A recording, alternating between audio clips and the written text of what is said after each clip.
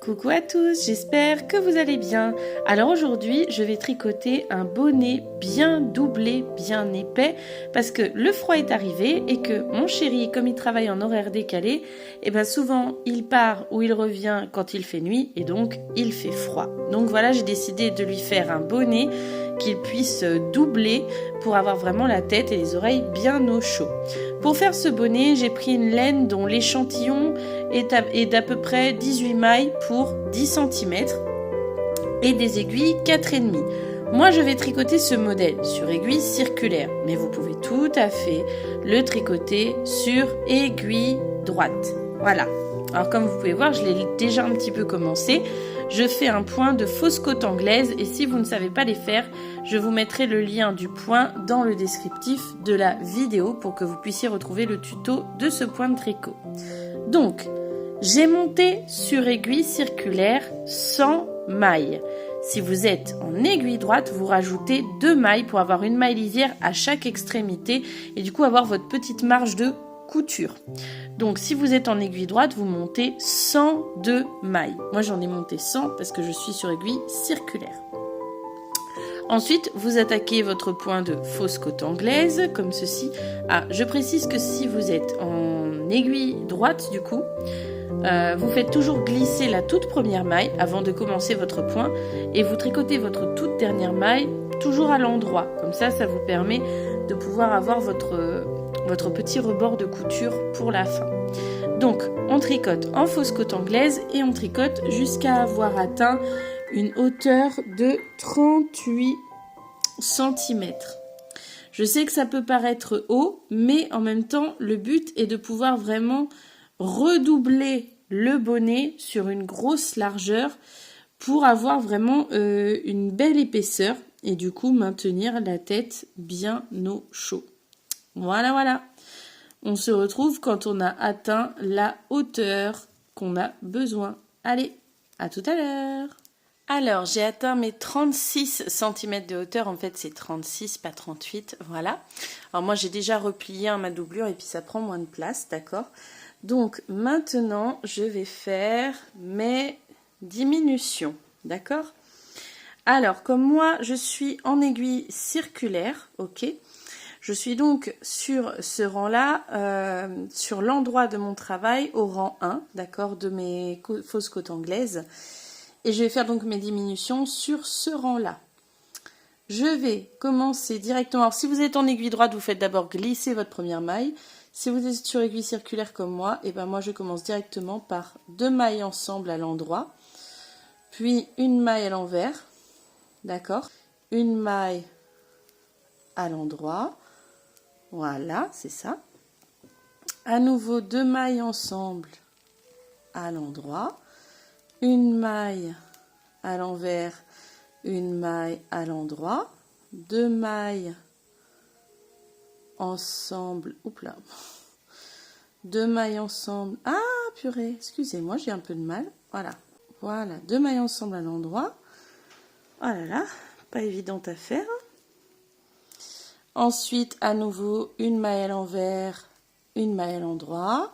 Et on alterne toujours la même chose. 2 mailles ensemble à l'endroit, une maille à l'envers, une maille à l'endroit, 2 mailles ensemble à l'endroit, une maille à l'envers, une maille à l'endroit. Et ce, jusqu'à la fin du rang en fait. Alors, nous allons attaquer notre deuxième rang avec encore des diminutions, mais pas les mêmes. Je tiens à dire que si vous êtes sur aiguille droite, il va falloir que vous inversiez par rapport à moi. C'est-à-dire, là où moi, par exemple, je commence par une maille à l'endroit, vous commencez par une maille à l'envers. Et là où moi, du coup, là, tout de suite, je vais faire 2 mailles ensemble à l'envers, vous ferez 2 mailles ensemble à l'endroit si vous êtes sur aiguille droite. Si vous êtes sur aiguille circulaire, vous faites comme moi. Et donc, on va alterner par une maille à l'endroit, 2 mailles ensemble à l'envers, si on est sur aiguille circulaire. Et l'inverse, si vous êtes sur aiguille droite, ce sera à l'endroit. Vous avez compris l'idée. Et ainsi, voilà, jusqu'à la fin du rang. Alors, maintenant, après le rang de diminution, On va tricoter comme si on faisait en fait des côtes 1-1. Hop, attendez, c'est pas simple. Voilà, voilà. Donc on tricotera une maille à l'endroit, une maille à l'envers, une maille à l'endroit, une maille à l'envers jusqu'à la fin du rang, tout simplement. Alors maintenant, pour mon tout dernier rang, je vais tricoter toutes mes mailles 2 par 2. Si vous êtes sur aiguille droite, vous faites quand même glisser la première maille, puis ensuite vous tricotez vos mailles 2 par 2 et vous finirez par une maille tricotée normalement sur aiguille droite. Si vous êtes en aiguille circulaire comme moi, et ben vous démarrez directement par tricoter toutes vos mailles 2 par 2. Alors après ce rang, j'ai gardé une certaine longueur de fil que j'ai coupé et passé dans une aiguille comme ceci. Et en fait, je vais venir récupérer toutes mes mailles comme ceci sur mon aiguille.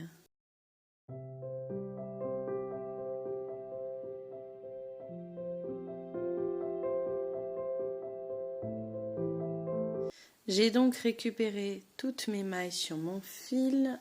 Je vais serrer, hop, serrer bien comme il faut. Donc, comme ceci, vous pouvez peut-être mieux voir. Je serre bien. Voilà, hop. Ici, je vais déjà faire passer mon fil à nouveau dans une maille. Je passe comme ceci pour faire un nœud, bien sûr, et que ça ne se desserre pas.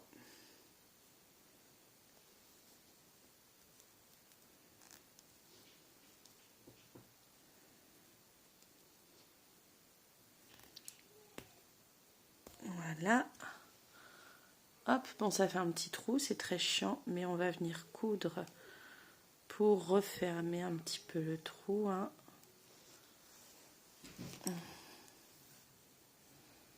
Voilà. On va faire un petit peu une couture, voilà, tout le tour un petit peu en, moi je dis en forme d'étoile. Voilà, histoire qu'on n'ait plus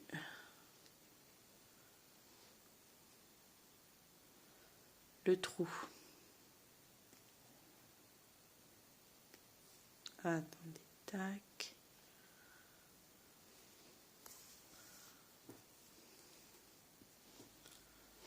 Voilà, comme ça c'est mieux. Hop, on va passer maintenant l'aiguille à l'intérieur du tricot du bonnet. Voilà, on retourne pour se retrouver dans le bonnet comme ceci. Et à l'intérieur, on fait notre nœud.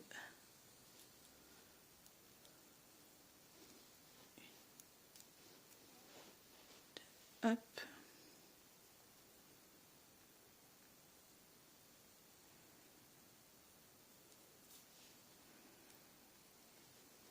Voilà. Ah. C'est bien fermé au sommet. Attendez, hop, voilà. C'est bien fermé en haut. Alors, pour ma doublure, je l'ai replié. Donc, j'ai replié mon bonnet sur une largeur d'à peu près 13 cm. Et personnellement, je vais venir fixer en faisant une petite couture pour que ça bouge plus. Donc, personnellement, j'ai pris le fil qui m'a servi à monter mes mailles, comme vous pouvez le voir ici. Et je l'ai passé dans une aiguille à laine.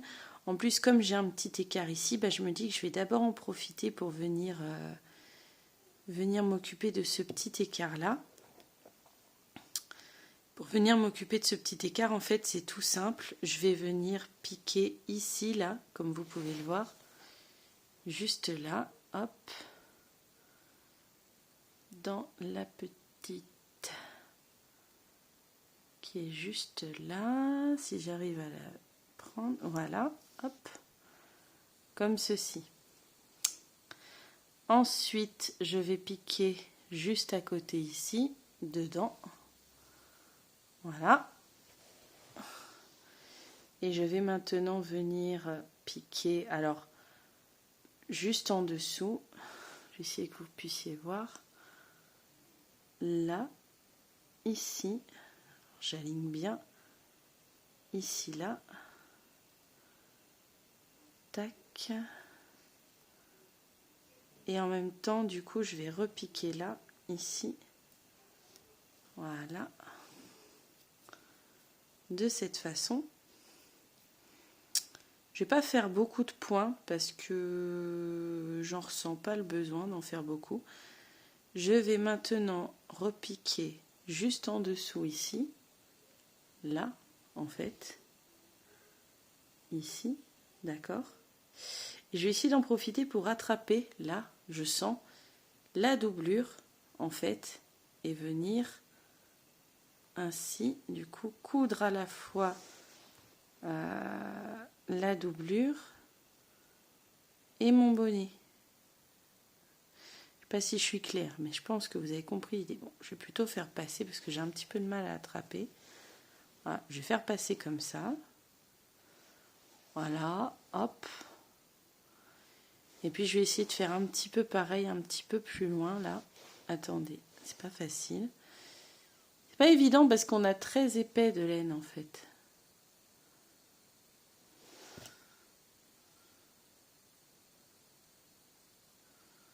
Voilà. Et j'essaye vraiment en fait que... Hop.